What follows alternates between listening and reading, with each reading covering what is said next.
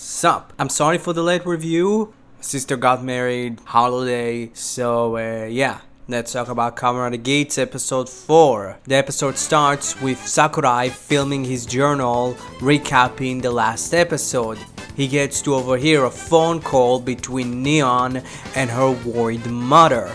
We see that she actually has a GPS tracker on her. Neon collapses because of her infection, and when Sakurai comes in to help her to get up, Mary comes in to tell him not to worry about her, and he tells her to come with him. We see the pawn getting tied up by Azuma, and Mary brings Neon in to the same place, and Azuma wants to just eliminate her. Ace steps in Azuma's way, and Sakurai pushes him away.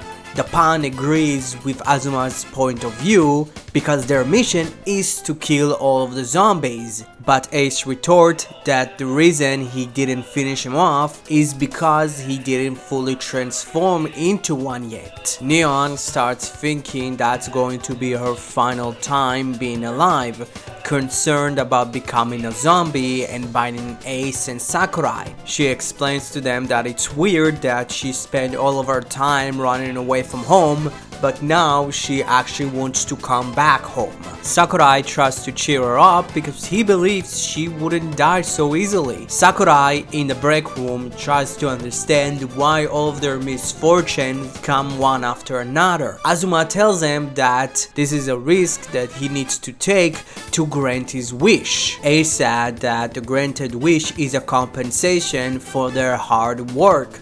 Thanks for the players that protected this world no matter what. How many times that the world endured tragedy and it recovered. They need to fight for the ones that will not continue living in the next world. Georgie tells the rest of the players that they can return home because the third wave will not be happening for quite some time. When Neon checks her YouTube channel, she sees all of her videos got deleted.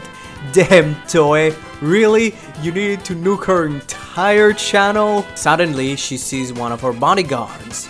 When she stormed back home angry at the discovery that her mother installed a GPS device behind her back, her mom slaps her and she tells her because Neon got kidnapped as a child and she installed the GPS device because she doesn't want to endure the same pain anymore. When Neon gets up and tries to leave the room, her mom comes in and hugs her from behind, and she asks from her to not leave her ever again, and she would give her absolutely everything she wants. Neon tells her that she's not like one of her dolls. At night, Neon escapes again, but when she starts collapsing, Sakurai pops out of nowhere, and we discover that Ace is with him too. They sit her down in a park, and Neon tells them just to forget about her. Ace tells her that if she transforms into a zombie, at least he can get some point from eliminating her. Not the right move, Ace. I'm not sure this could cheer her up. Neon tells them that she's already living in her ideal world because of that. She continues saying that God already abandoned her because of her selfish behavior that caused a lot of problem to other people. When Sakurai tries to cheer her up again, she shoots him down and she tells him that any good intention can't fix this problem.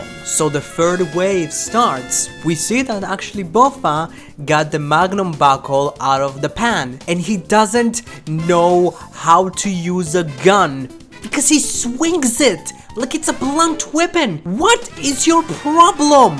Mary pretty much leads a group of zombies towards a group of people just to save them to get points, but he gets jumped by the pan and gets bitten by him.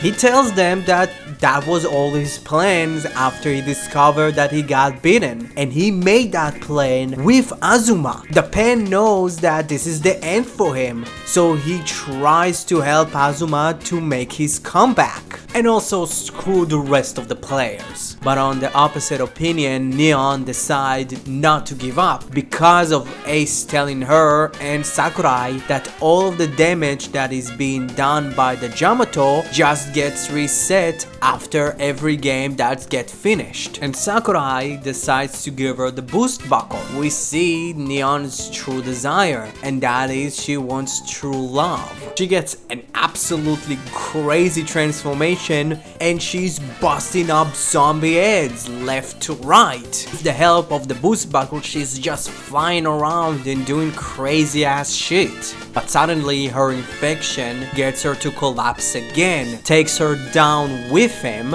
but Sakurai tackles him. Ace helps her with holding all the zombies down by their legs. Neon uses Revolt on, and for some odd reason, Boost gives the hammer some sort of an upgrade, making the hammer not only bigger, but also giving it some of the boost properties. Finish all of the zombie off and finish the last round of the game.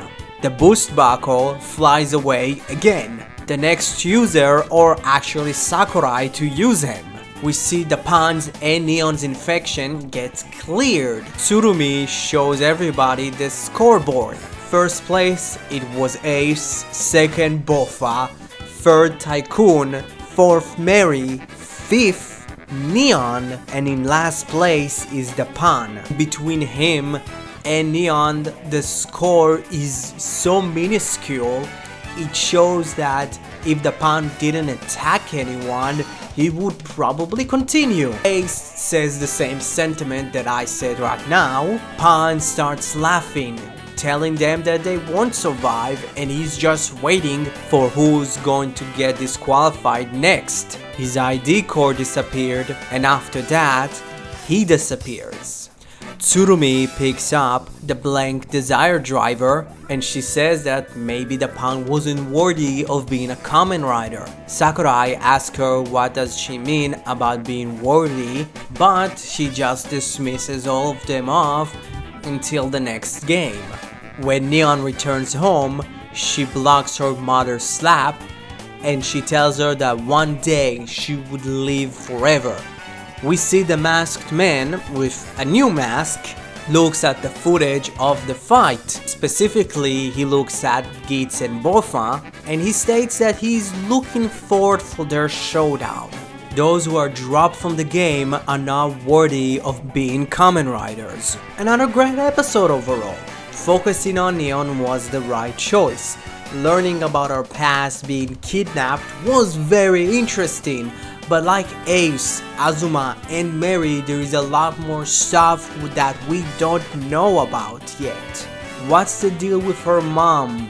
Where is the dad specifically? We don't get to see him directly, but Neon's mom does mention her dad, and I think we did see him going down the stairs in the end of the episode. It could be their butler or something. We still don't know how her family really got their fortune. Mary continues to be one of the most intriguing characters of the show. Is he a good guy? Because he did save those people, but he did lead the group of zombies to them. What's his desire? Is he a criminal? We don't know yet, but it's kind of interesting. His entire behavior around everyone. Now we got to see someone that's been pretty much outed from the game.